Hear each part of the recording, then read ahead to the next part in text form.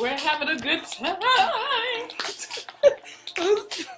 What was that voice just now? Oh, yeah.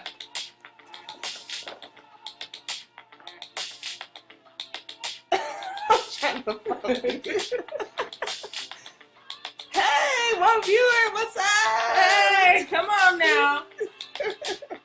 Come Hey, through. Come through. Hey, it's 10 o'clock. It's not time to go to bed. It's time to talk to us. We got some things to talk about. Yes. Hey. The day just getting started. Hey, roll call. Who's in here? Type Hey, your I name see in. you, Mrs. Young. I can't see. Let's see. This is one of my favorite songs. This is one of my favorite songs of Solange. Yes. I feel like the whole album is like Amazing. The whole album is my favorite song. It's been the soundtrack to my life for a couple of. Hey, October. Yes. We sing it. Hey. My honey's on. Hey. My honey's in the room, so he can't get. He's That working. counts. That He's working. counts. He's working. So Yes. let's not have a party the whole time, but we are going to have a party the whole time.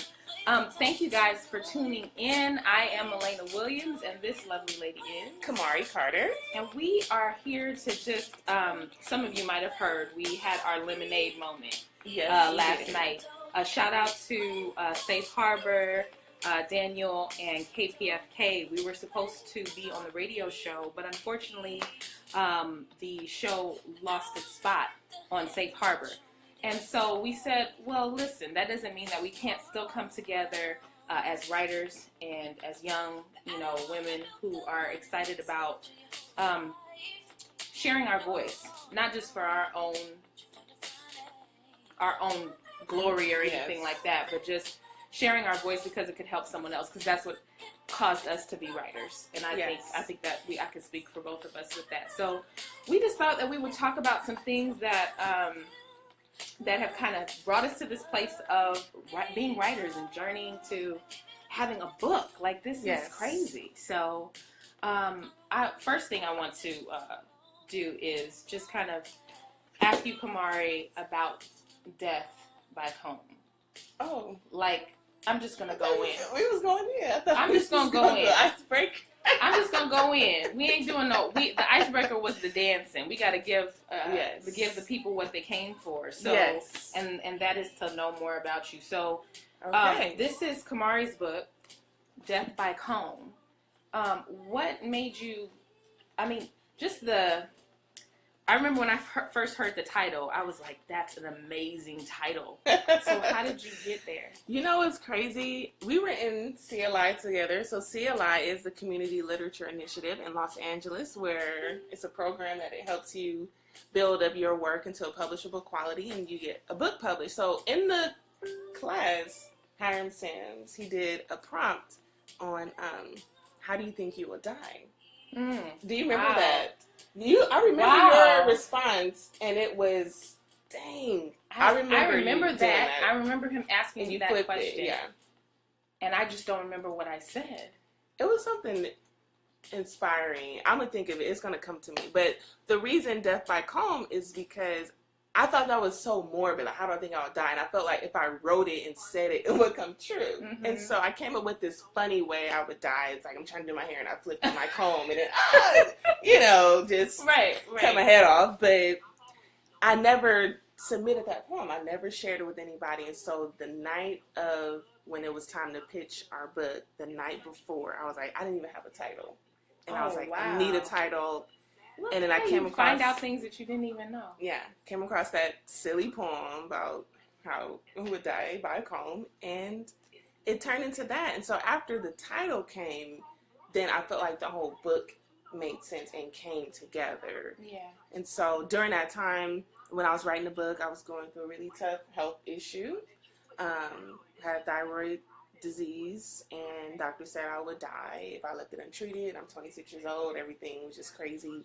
And I wrote a lot about that experience in my book. So it's not really about hair, but it's really using this tool the comb as a way of combing out the knots of my life, and sometimes, and at the time I was very just trying to figure everything out, but with that I was kind of ruining things in the figuring out, if it makes sense. So it was just a very trivial point, and I consider it to be like a memoir of that time. Yeah.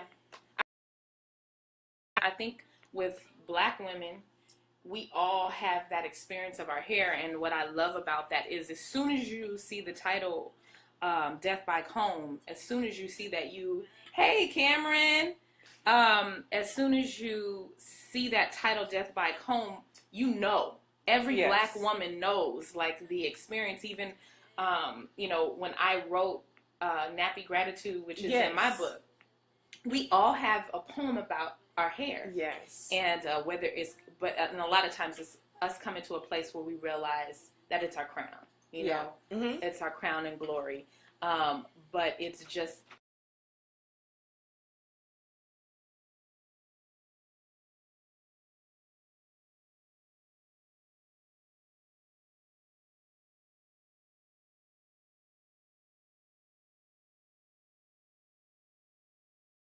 that'd be really cool if we could hear that. That would be cool.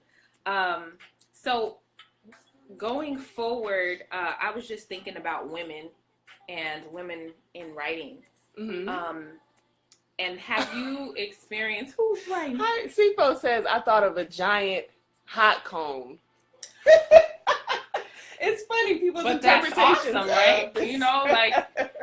But the hot comb is really important. It is. It's like, everybody, when you see that, it's Easter or whatever it's going to be, what's going down when you see the hot comb. You up late at night, right. They're going to be burnt off. Right. Hiram wanted it to be called Death by Hot Comb. And I was like, no. We're not going to do that, Hiram. I'm sorry. You did it. Listen to your heart. Yes. Listen to your heart.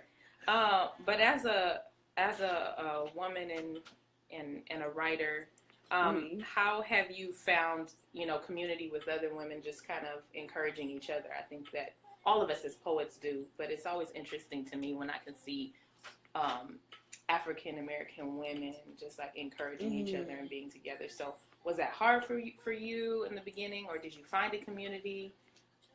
I think the only thing that really made it hard is if I'm ever in my head about it, just being self-conscious, seeing if someone even wants to collaborate, or if they'll even like my work. That, being in my head about it. But I think it's very important for women of color, African American women, to come together, because I think it just comes against that stigma that we can't. Yeah. And I love being the anti of something. Like, this is what you think, then I'm going to be the opposite of that. You think we can't get along, I'm going to make sure we get along. Right. I'm going to make sure there's going to be a sisterhood. And so it's kind of weird at first, because I think sometimes we fall in line of doing what culture wants us to do.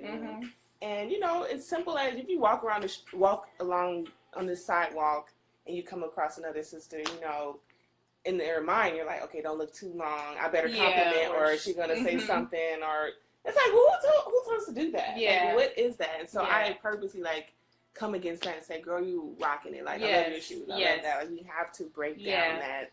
That's my first thing. Like, when I walk into any room or I'm talking to anybody and there's women there, my first thing is I'm going to just empower you in the way that I would want someone to empower me. Yeah. So, you look good, girl. You wearing that hair, you buying, whatever it is. So, I think that's amazing. And I think with Bless Your Sweet Bones, which is my book, that was where I found a lot of strength, was my grandmother. And those were things that she taught me, and then my mother taught me a lot of things about just being confident in who you are, and then also being able to support other people and support other women, and know that there's room for everyone, and that was the biggest thing with finding my voice, was I think that as poets, it's easy to think that you have to sound a certain way, or you have to perform a certain way, right? Or you have to look a certain way, and that makes you a poet. or there's so many ideas of what people think poets are. They're like, oh, poetry is so boring, you know? And I could see why people, because they feel like it goes over their heads sometimes. But I'm so blessed to have found my voice. Now let me ask you, you hit something on poetry is so boring.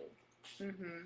How can someone ensure, your poetry is not boring, and when you perform, you bring it every time. How do you ensure that happens? Like, how can a poet make sure their poetry is not boring? I actually do, like when I teach students, sometimes I go to different schools. One of my good friends is a teacher, and she invites me every year to come and do a poetry workshop with her students. And then I also do poetry workshops at the school that I work for. And the way that it makes sense to me in terms of not being boring is everybody's heard I love you. Everybody's heard you're the best thing that ever happened to me. Yeah. Everybody's heard you are the sun and the stars and the moon. Everybody's heard roses are red, violets are blue. If you've heard it before, then it's your responsibility to say it in a different way. So, you know, one of my examples, it's a little silly example, but it gets across what I'm trying to say. So if I want to say I love you, but I don't want to just say it like everybody else says it. Or you've heard I love you enough to where it's just like, oh, I love you, girl. Yeah. But if I have a blanket that you know you can't touch, I use it when I'm watching Netflix. I use it when I'm sick. It comforts me when I'm sad, when I'm crying, when I'm happy. I have my blanket. You know, I don't want anybody touching it. Now, if I were to want to tell somebody how much they mean to me, then I'm gonna say, Camari, you are my blanket. You comfort me. You cover me. You keep me. Then that's what brings people. I feel like that's what brings people's hearts to a place of opening and to a place of listening, because you hear these same things all the time, and so your ears aren't listening because it's common. True that. You know, I would have my you know, all the new cards have the chip, and so I had my chip in the thing at Trader Joe's, and it was going, you know, it goes boom, boom, boom when you're supposed to take it out. Like, am I crying? I wasn't hearing it. And then the girl was like, take your card out. And I said, oh, I'm sorry. I said, it's just so many sounds. Yeah. It's like we have so many sounds and so many people saying the same thing all the time that when someone says it different, your ears perk up. And you got to listen. And it means more because they go, hey, you thought about that. So that's kind of my way of gauging, am I just writing to be writing, or am I writing something that is coming from my heart and I'm thinking about it? Now, that's from the writer's standpoint. Now, what about from the performer's standpoint? Because I can, like, make sure I say, you're my blanket, you're my soil that makes me grow or something. You know, like, first you think that's disgusting. Like, soil. So I said something unique, but I get on stage and I'm like, you are my blanket, you are my soil. And how can a poet make sure that they did the work, but how can they add in that performance aspect? I think that for me, theater helped me get there a lot. I remember at USC, I had a theater class because I minored in theater, majored in creative writing. Nice. And there was one of the classes, it was a class about movement and about how movement is important to your presentation and how you perform. And we had to get a poem. And we had to read the poem. We had to recite the poem with movement. And I remember I recited a Gwendolyn Brooks poem, The Bean Eaters. Okay. I think that's what it's called. Anybody correct me if I'm wrong, but it was The Bean Eaters by Gwendolyn Brooks. And it's about these two, you know, people just kind of living on top of each other. But it just made me think of, like, two older people who just love each other. It was just love. you know, and she's just describing the house. And while I was reciting the poem, you had to just do movements with the words. And so I think that helped me to understand that words have their own life. Nice. Like the is not just the. The is a person. The has something. It's connecting something. A is the same thing. Green is its own entity, and we have to respect words and respect what they do. And I think once you start thinking that way, you can't just say soil. You got to think like soil. Yeah. You know, you got to think, that was the thing. He would say, how would you say soil? Soil. To make someone think it was something. And so I'd have to think, okay, well, soil is, you dig, it's deep.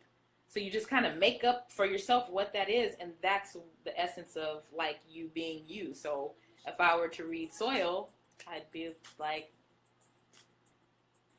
soil, or soil, or something like that. That makes soil, gives it some life. But just words are special. Words are important, and we have to respect them. Like my whole alphabet are personalities. A is really, like, kind of stuck up, always gets good grades. B, type A. Yes. B is A's friend, and always following him around. C is pretty cool and chill, just wants to be with friends. D is, like, really quiet. So that was always, when I was younger, that was how I thought about letters and words. They all had a personality. Nice. That's really awesome. It's weird, I know. So did you know that you would be an author one day growing up? You mentioned yourself as a child, you loved to read, loved theater, had created ways of saying things like A is this. So did you know that Bless Your Sweet Bones would happen one day? Maybe not Bless Your... I didn't know that Bless Your Sweet Bones was going to happen. But I knew that I would be writing and I wanted to be published. Like, I used to write that all the time. I want to be a published poet. I used to write stories all the time. I wanted to be originally a children's book writer. Nice. I still have that dream. I still have that dream. And so it's not gone, but that was where it started, was just like writing every day, that I wanted to be like, you know, what would I write? Nobel Peace Prize. And I just had all these things that I wanted to do. I think over time I've stopped with the list, and I just want to be a writer who is connecting with people. Nice. You know, so. You know, like my mom's on. I was just... Hey, Mom! Hey, everybody. If you have any questions, put them in. We'll answer them. Yeah. But, you know, when we were talking about... I looked at my mom, and she sparked this memory in me, and we were talking about childhood. And I don't think... Hey, Mrs. Lynch, I'm sorry. Hey, Shar. I would say... I knew that I always wanted to write. I had journals when I was a kid. I still have my old journals when I was 7 years old, and I was writing about, Ashley didn't like me, and she said this. You know, it wasn't nothing like special, but I was more of a thinker. I don't remember myself being really outgoing. I wouldn't say I was shy. I was just always in my own world, and in my own world, I always thought. And I remember my first, like, real deep thought I ever had. I was like 7, and I was sitting in the living room, and I had this thought. I was like, dang, I'm never gonna die, because I remember that. And I was like, because when I die, I'm gonna be somewhere else, and I'm gonna be still alive, so I'm never gonna. And I just felt this. It was kind of weird. And I remember kind of I know it sounds like weird, I don't know, but I remember talking to angels. Like, I would go home, I would go in the bathroom, and if I had a hard day, I was like, man.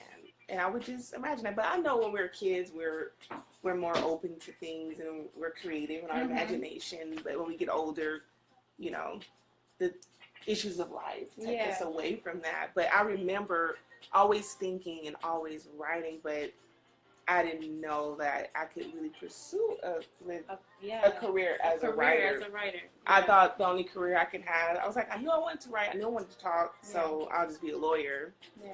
But I think it wasn't as creative as I wanted it to be. Mm-hmm. And they always looked so stressed. So I don't know. It was hard. So who knows? I may still do that lifestyle. I'm not sure. But I know being a writer is something I wanted to do. Can I read one of your pieces? That would be interesting. Yeah, I'm feeling it. I'm feeling like we need to read each other's pieces? Yeah. Okay. You choose one while I'm looking. I think I know which one I want to do. Oh, wow. Okay. It's not morning, but this one is called Good Morning. Hi, Mrs. Landry. Okay. This is Good Morning by Camari Carter. To the person I should have been, the ideas fresh like hung linen in September. The future, my affair with the past kept my eyes off of you. Good morning. To the courage mantled on my shoulders, the bountiful love resting on my skin. I let it permeate my veins. Let it become me. Good morning. A new day. Dang, you made that sound so good. Who's That's beautiful. You made that sound way better. I just love the courage mantled on my shoulders. Like, courage is so important for us as writers, and I always bring it back to us as women because that's so important. Yes.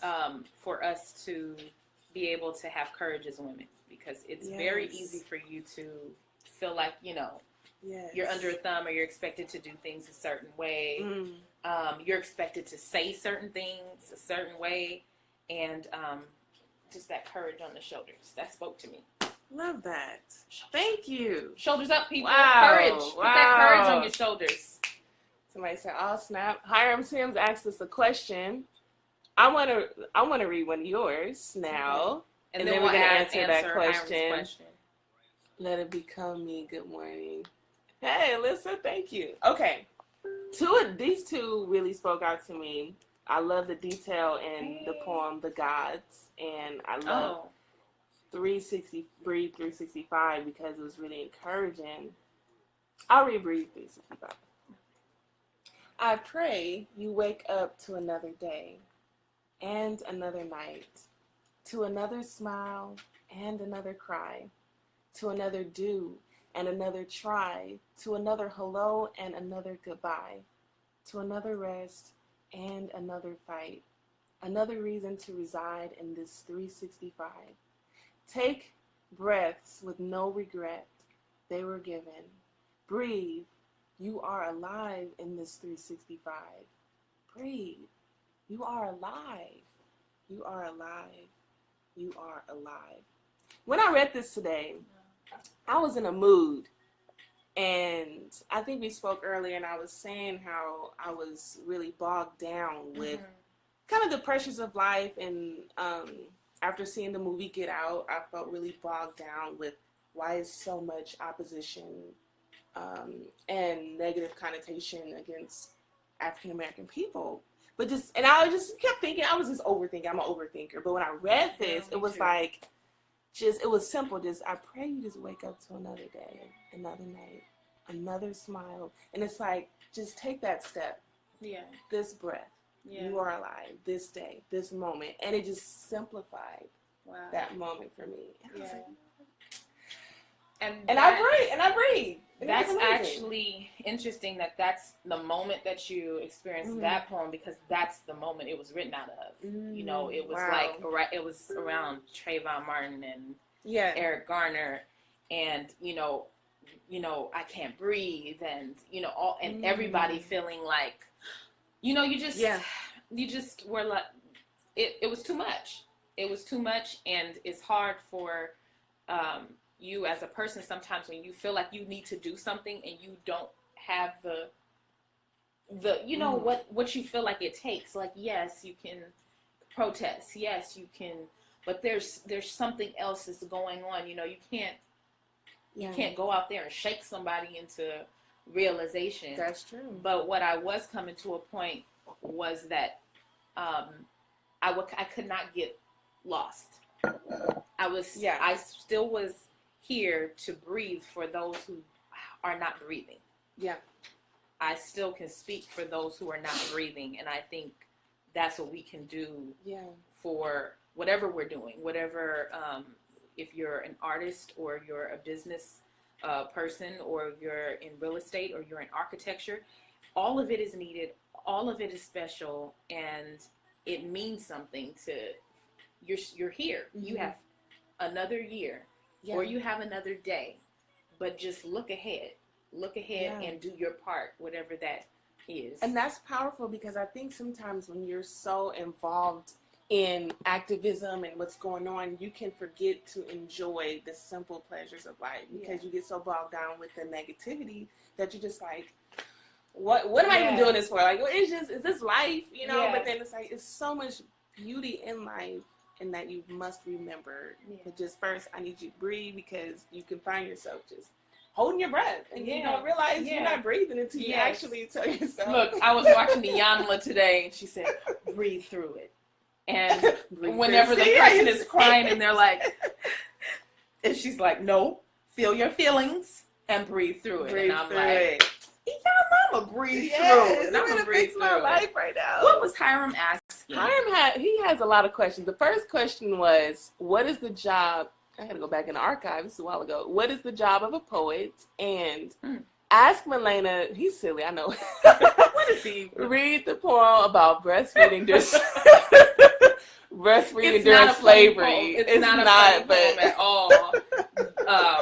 The poem that he's talking about. But we love Hiram. Let's just to shout out Hiram. Hiram, we went to school together, and he is the co-founder of World Stage Press and the Community Literature Initiative. And so for Los Angeles writers, poets, and those who write short fiction, he's given a lot of people an opportunity to be a part of a workshop where you get to workshop your pieces in preparation for a book release. And that's how we both came to this place. So let's give Hiram Sims a round of applause. You better make your way on our Facebook. That's real community work. Yes, it's real community work, and it's keeping poets and literature alive, and voices that are going to help the next generation. Amen. Because there's a lot of young people who want to write. I meet so many teens who want to write, and just and to know that they see people, who they can kind of look at and be like, oh, I'm not too far off from they're far enough, but I'm not too far off from them. But it's good to know that there's a place for that. Yes, it's good just knowing there's a place for me someday. Yes. And it's at the World Stage Press, worldstagepress.org. Yes, yeah. So thank you, Hiram. You're awesome. In terms of the reading the poem, I will get to that probably at the end. But what is the job of a poet? He said black women clap for me on TV. What is the job of a poet? What would you say that is? You know what? I hope this makes sense, but I wrote this little, I don't even want to say it's a poem, but this thing where it says, I think what a prophet is to a church is what a poet is to a city. Girl. And that's really awesome. And I think it's the job of a poet. That's awesome. To prophesy to the city, to people, tell the truth, and even if it's your truth, to heal, to encourage, to expose. Yeah, I think it's a lot of jobs, but whatever, like if you think of what a prophet really does, it goes into a place and it, they can encourage someone, bring them out of something, or correct them, or expose the truth, tell what's going on, and charge people to move on something. I think it's all of that. So a poet's job is to be a prophet to the city. That's awesome. Oh my gosh, I don't have an answer like that. I think I was screaming at the TV this past Oscar, Oh, I didn't watch it. Sunday. I haven't watched the Oscars in a long time, and I watched it this time, and Viola just hit the nail on the head. I think the job of the poet is to exhume the bodies, and that's what when she said exhume, wow. I said yes, because it's the truth. It's to tell the stories of those who have not been able to tell their stories. To be a voice for not so much the voiceless, but those who have left their stories with us. And I think that's important. And Bless Your Sweet Bones is about, the stories that were left with us. And I was just thinking about like DNA and how there's a lot of things within us that we don't even know, especially Black people, being here.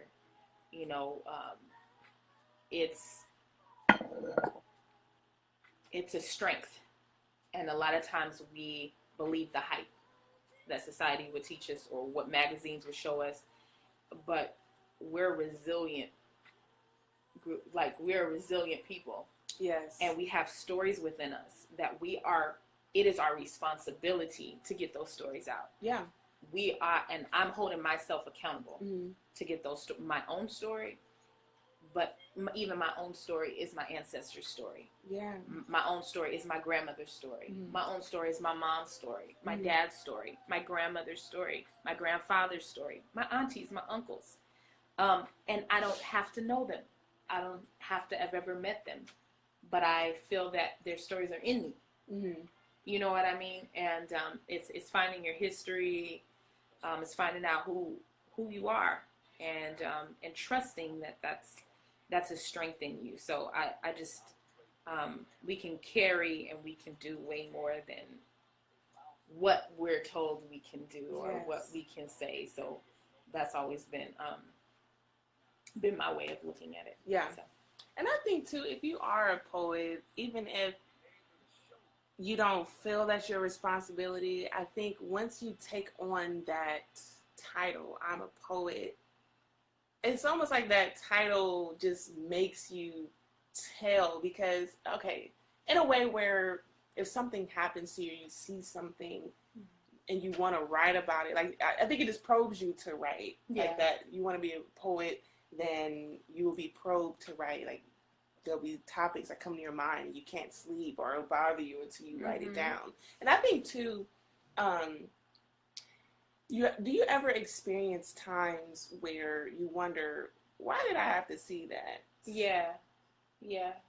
You would experience something really odd or frustrating or disturbing or beautiful. And it seems like not necessarily you're the only one that sees it, but you can be, let's say you're hanging out somewhere with some friends and you may specifically notice something, that somebody walking the street, and you're thinking about them. And their life and their story. Yeah. I one of my things with my writing, I found that I'm a very joyful person. I'm very I love laughing. But I have a piece of me that's what people would consider like weird or that was kind of a dark way to I understand that. I understand that. And I think that it took me going through an experience where I had an extreme fear of death. And I would just think about death all the time. And I finally got through that with, of course, the help of God and my mother just, encouraging me, my father as well, to just trust and release. I think I had to go through that to appreciate the unknown. I think the fear was not so much of death, but the fear of the unknown. That I don't know, I haven't been there before. I don't know how it goes. But from that, I had a real deep appreciation for the unknown. And I think that has helped me to kind of write and get to that place of, saying things in a different way, like we were talking about. But I think, you want to do another poem? Oh, I think maybe you have a request out for. Oh my goodness. We should do that one. But while you're looking for that, I do that reminds me, I'm kind of the same way, very goofy and silly, but I think I wrote Death by Comb. I wanted to show a different side of me, and I remember someone saying, they did a review on the book, and they said, this book doesn't reflect who Camari is. At her release, she was very happy and joyful and laughing, but all of her poems are, and I'm like, all of my poems are not sad and about terrible things. It's just a different side of me. Maybe I just sometimes don't feel comfortable sharing those deep parts, and I just write about them. Yeah. And so I think it just showed a different aspect of me, and I think hopefully people have a appreciation of that. I'm like, oh, Camari has some depth to her. To her. She's not just silly and goofy. No, you know? And I think that's good that you can be all around, and that's what I'm trying to find is the balance of life. Yes. So this is the request from Hiram. So this is called Feeding Time, and it is from the portion, the Bless God portion of my book. And it's in the Bless God portion because it's a reflection of God, you know, in terms of how, you know, black women and black men or enslaved people during, you know, that time really had to draw on God, and for them to still be standing, and the resilience, you know, that is a reflection of God, you know, and so I had to put that in this section. So it's called Feeding Time. So you're gonna feed your own now, huh, miss? Here it be better for the baby, for the mama to have that pink mouth round her own tit. Makes sense, since you done had 'em. My tit's getting low, miss. Been feeding them red and blue boys all day long. At night be my time with my own. But by then my tit be done dried up. Dried up real good. It real good, miss, you done feed your own. And you sure could add some of them years. Yes, ma'am, you sure could. 'Cause you done missed them years they was hanging on my tit like little old cows. And jumping on my back for rides. Kissing my black old cheek. While you was troubling yourself with whether to flower the room with lilies or gardenias. Or burn the sheets Master done had me on the night before. Yeah, real good, miss. Real good that it be your turn to rock and soothe them mama cries. Use the chair, miss, when they just want a good suckle, want to be the only thing that matter in the whole world. And when they sick, drop a bit of Master Liquor on their tongue. And walk around that room trembling like an old train car. It real good, miss. You gonna suckle them babies. Real good, 'cause my tits is getting low. Go on and do it right and long this time, 'cause my babies, them babies, they be sucking till my nips done got raw. Yes, ma'am, it be good, 'cause it been a long time for me. Yes, miss, my tits is low. Been hanging over the Senate floor and over busy old Wall Street. And they tug so hard at the record companies, bite even at the motion pictures. Them babies come out with they wet bangs on their forehead, and they eyes big and haunted, heads back, pink mouths open, waiting on the line to suckle at the only mama they ever know. Feeding Time. It's an interesting one to read. It's an interesting one to read on FB Live. But where were you when you wrote that poem? Like, what brought that to your mind? I'm gonna sit down. Well, we were in, you know, Hiram would give us the different the prompts, and the prompt was to choose one of the pictures. And one of the pictures was of a white woman nursing her child. I remember that. And it was talking about how it's the new thing to breastfeed. But the kid was and I'm just sitting there like... He's like 10 years old. Yeah, like how long do you breastfeed, or how long should, you know. And it just struck me as like, wow. Not that, I think that's great, you know. I love that. I'm not saying that, you know, you can't, that they haven't, that, I wasn't angry or anything. It just made me think of like, wow, we have this glorified image of breastfeeding, but there was a time when enslaved women were expected to breastfeed the children, their own and their master's children or their mistress' children. And so it made me go there. It was just kind of like, but that's not honored. It's not, it would, in the same breath of, don't touch me, Black person, but you can nurse my child. That was it's kind of like in our humanity when we get so deep into hatred or into, money, into seeing people as cattle, how far we can go, how far it can go. And so I just wanted to honor those women that did suckle the babies, and did give their, had to be mother and breastfeeder to their own and to children that were not their own. Wow. So, that's creative. Yeah. That's really creative. Yeah. It looks like a lot came from all of these prompts. I know. We had a good time. I encourage anybody that is interested in writing or publishing, or if you're really committed to learning, because workshopping is a completely different situation. It's not, it's sometimes it's not easy. I remember there were classes where people would be like, I hate you for, telling me that you don't like my poem. But that's just the essence of it. It's finding a way for you to be able to take advice. And so it's a great way for you to strengthen your writing skills. So if you're interested and you want to see yourself going through that process and coming to a book, then I really encourage you to check out Community Literature Initiative. Yes. So I agree. Yeah, Jahai had asked earlier on, are y'all gonna sing? What do you know? Let's do a harmony, because it's almost time for us to wrap it up. What you know? We didn't plan this. We didn't. We're just gonna make it up. We're just making up things. How about you think of a song and you're gonna read a poem? I don't know what poem to read. Let's see.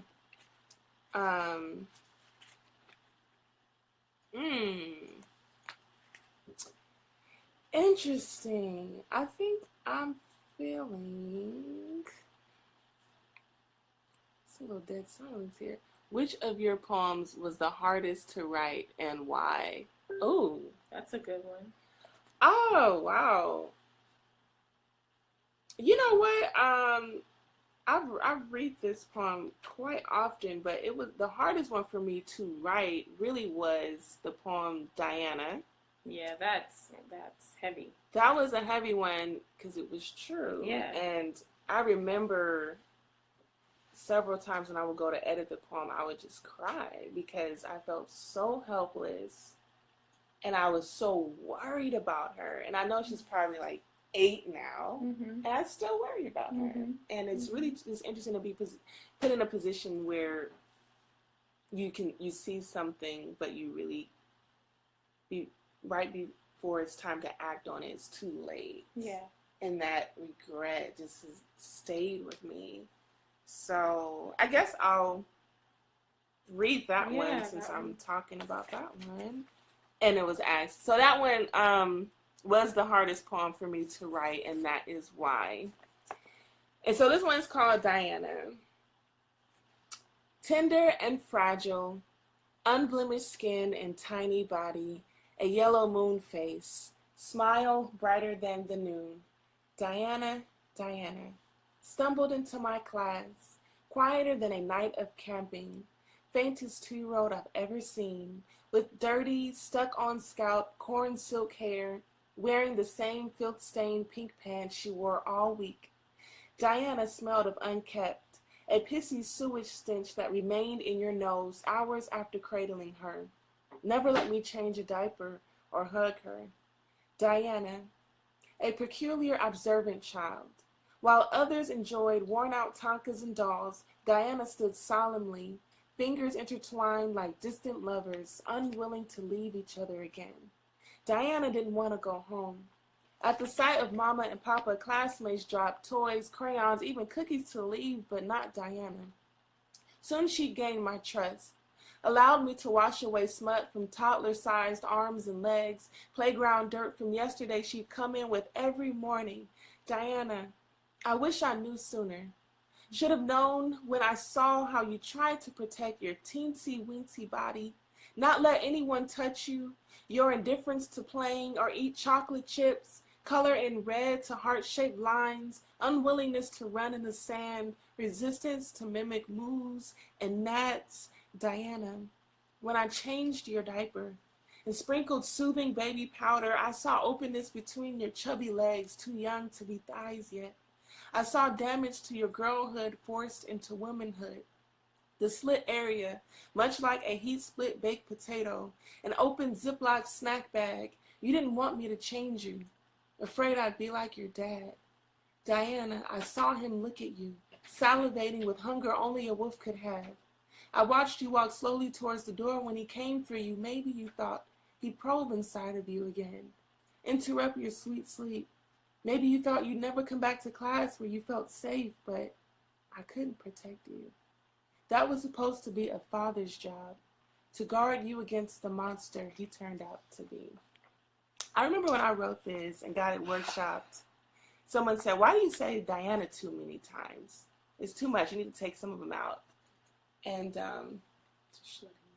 oh, he's so silly.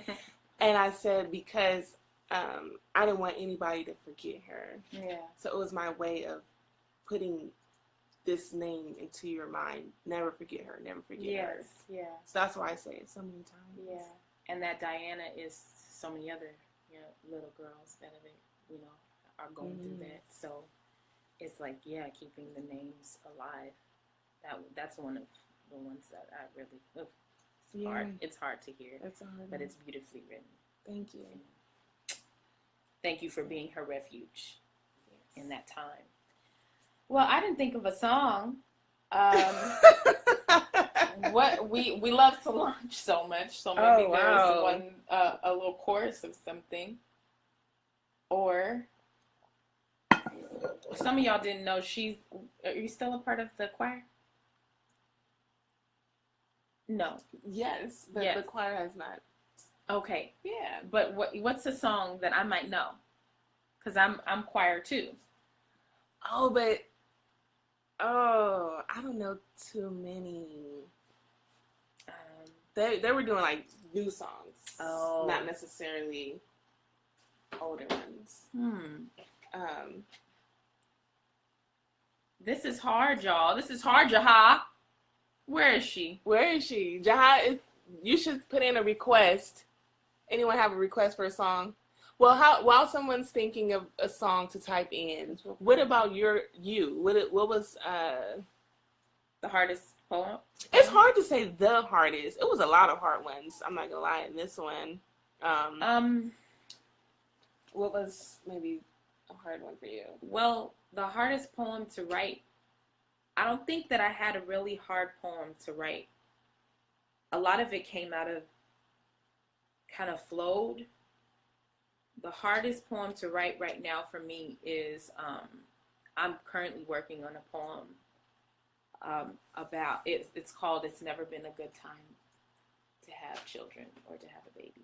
And so that's been kind of tough for me because I was feeling very low about, just like you, just all the things that were happening in the world.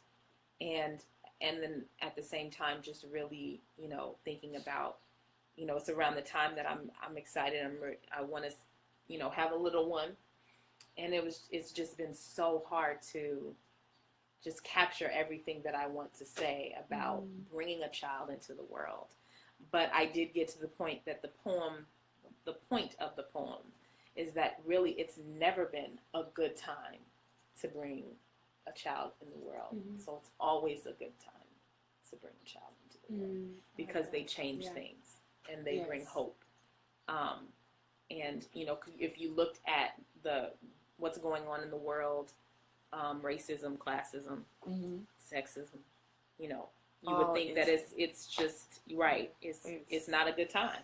No, but our ancestors and those who have come before us, those were hard times as well. True that. And we're here.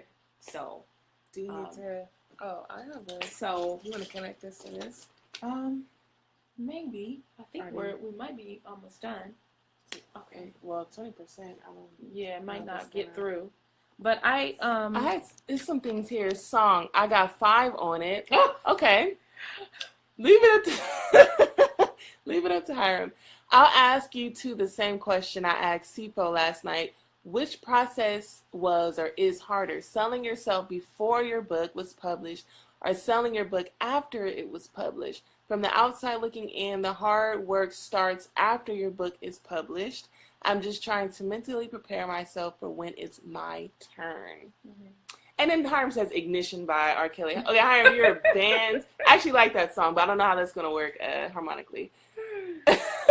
So to Quita's question, what is the hardest process, selling yourself before your book or after it was published? I think I wouldn't say hard. I just think that it's, you have to continue to think strategically. You know, it's strategic before, but you already know that you're going to have a lot of people that are going to support you. You know, they're going to support you just off the bat because they love you and they want to see what you've written. And then when they see how, you know, you're a great writer and that you have something to say, then that's a great thing. But then they have the book already, right? And so it's kind of like while you're thinking, you got to think ahead to, okay, once I get past the release date, where am I going to go? How am I going to continue to get my voice out there and people knowing about what I do? And so it just becomes more strategic. And I think that you have to have realistic goals, good goals, you know, dream big, but then also have realistic goals and don't think that, oh my gosh, you know, I totally suck because I'm not selling 5 books every day online. Or when I go to an event and, you know, it just depends. Like, let's say you go to an event and it's a community event. You know, you might sell 1 book, 2 books, but you have to just gauge, okay, I want to sell at least 3, or, you know, how do I do that? How do I connect with the people? And then if you're at a poetry event, then you can say, okay, I want to sell at least 6, you know, or you set goals for yourself. But it is strategic, and it does take you not feeling like I'm whack because you didn't get the 1,000 orders that you got on the night of your release. Right. That's so. I believe that that's okay because you're building a brand, you're building who you are, and getting people to know you. And so it's different than, it's not a CD, you know, where people are just you know right. It's words that people have to read. So you just let people just start getting your strategy together now for just getting people to know who you are. I agree. I definitely agree with being strategic. In terms of harder before or after, I think it's just 2 different experiences, because what's hard before is continuing to encourage yourself to say that my book that what I'm doing is a good thing, because it's a lot of editing that goes into it, so much to where you're like, I don't even want to read my own words anymore. So that's the battle there, just trying to get over yourself, over this fear, especially if it's your first book. It's a lot of fear and things that come up against you. That's what the hard part is. But I think what's more different is once it's done, you do have to be a little more strategic on how to sell, how to market it. And now, fortunately, we have these wonderful technology tools where you can come up with videos, or you can do cool little graphics, or you can find ways to make your book interesting and different, you know, create different appeals to your book. But it is a little bit more harder after the fact, because after, you know, mama, cousin, sister bought your book, after all your friends did, now you have to say, okay, I have to push it to go further. And it's really your job to do that. It's not anyone else's. And I know sometimes people feel like, oh, it's someone else's job to share, or, you know, my community, they should be sharing, they should be telling. Not really. Like, that's nice, but it's really your job to push it out there. So I would say it is a little bit challenging on the other scale, but like Melaina said, you have to prepare for that, find creative ways to talk about your book, to bring a different perspective on it. So that part is definitely a little bit more different. Not necessarily harder, but different. Definitely. It's like I think the real work begins after you publish it. Yes, for sure. It definitely does. It does. And, but there's so many great, I feel like it's grassroots. You know, so much of what we do today is grassroots. You don't need to have like all these big platforms. Like, if you can create your own platform, that's when people can notice you. But I think really it's not so much about thinking about whether people notice me or not. It's just kind of like, how do I engage people? Because I have words that I want people to listen to. So how do I engage people? And I have some things that I can do. Like, you have an iPhone, you can make videos. You have an iPhone, you can take pictures. You don't always have to have someone around to take the picture of you. Get a cheap tripod like I have that I'm using right now. Or before I had the tripod, because my brother got me this for Christmas, shout out to Malcolm, I would just stack books. Yeah. And stack just, you would see just vases and books stacked up. And then I put my camera there, my phone there to, you know, get my angle. I open up the windows to get the lighting. I do my own makeup if I wanted to wear makeup. I did my own styling, and I took a picture, and it was all off of what I was feeling at the time and what I wanted to connect it to the poem, and I still do that to this day. So it's like, don't be. My advice would be to not get kind of bogged down by what you think you have to have. Like, I have to have this great, you know, camera. Get in there, lighting, get that picture. It might look gritty. Doctor it up. Pull the lighting up. Pull the brightness. Put the contrast in there. You know, there's so many ways that you can kind of just be artistic and be free. And you did touch on that, because I think with being an author, you do have to take another step in being a professional. Because if that picture is grainy, unfortunately, I'm not going to take it that serious. No offense. But you do have to take it up, because now you're selling a product and you want to put the best foot out there. Not saying you have to go get an iPhone, but if you do have a camera that's not necessarily that great, like you said, doctor it up. They have apps out there. Canva's a great app. I mean, go on your app store. There's so many different photo design things. You can doctor it up. Just take another step of, you know, just get creative. You're a creative. You're a writer. You're a poet. You're an author. Just use that creative mind to do things differently. Someone suggested we sing Love by Kirk Franklin. You took it back. That's junior high or something, somewhere around there. That, love, a word that comes and goes down. Oh, no. That's some people. Someone else said, "Don't touch my hair." Oh, that's a good one, but it's interesting to sing. And it's on too. I'm not sure. I don't know any other songs, but sing your usual. What's that? Korean? Yeah. Oh man, just a snippet. Can you give us a snippet? Could you give us a snippet? I wasn't planning on. Jahan, you asked about the song. Don't leave. You sound like you leaving. What's the song that you want to hear? I don't even know how that song goes right now. Walking. I don't know. Oh God. Okay, yes. I know what I said was heat of the moment. But there's a little truth in between the words you spoken. It's too little late now to fix a heart that's broken. Please don't ask me where I'm going, 'cause I don't know. Hey! And I guess I'll do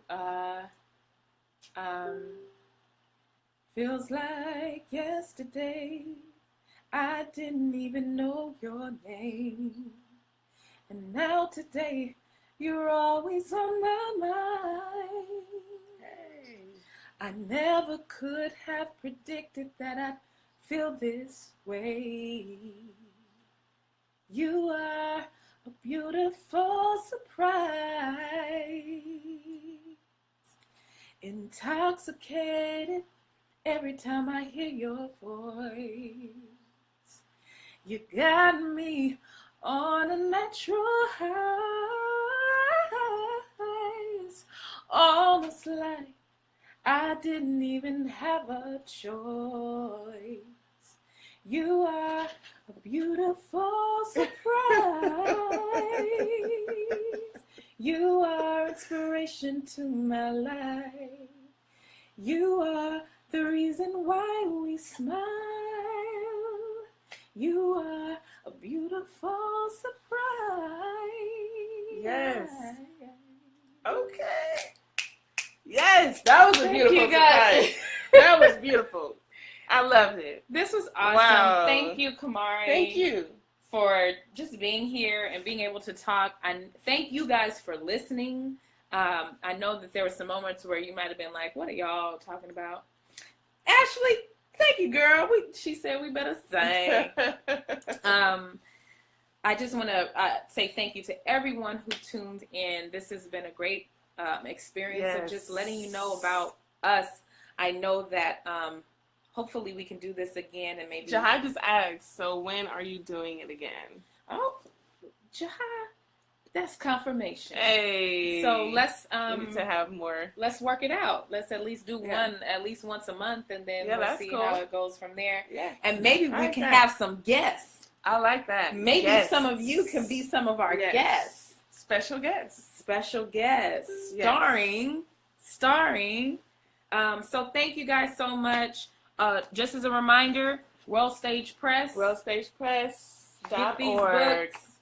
Mine's a little mess. This is the one I read from all the time. Mine is too. Yeah, this one. So go ahead and support, good music, good writing. Good stories, good inspiration. Good.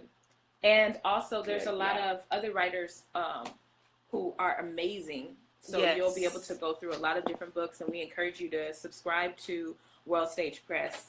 Go ahead and subscribe for, what is it, $12? Their membership for $12. Yeah, you get a membership for $12, and you can get these every books month. Yes. Every month. You don't have to pay, $20 for each book. You could get $12 every month, and you're getting a new book. So you get a new book. You're supporting the high school program where we go to the schools and we read to the students. We give them our books. We go to the LA Film School. We do LA Living Writers program, and we teach high school students how to design books and all these great things. So it's a lot of great things, and it's tax deductible. That was when I was in school. I know, man. But I was in school, man, and we had something like this. But that's how you know it's a good thing. It's you're like, ooh, I wish I could have done that. So we love you guys. Thank you very much for tuning in, and we'll see you next time. Thank you so much. Bye.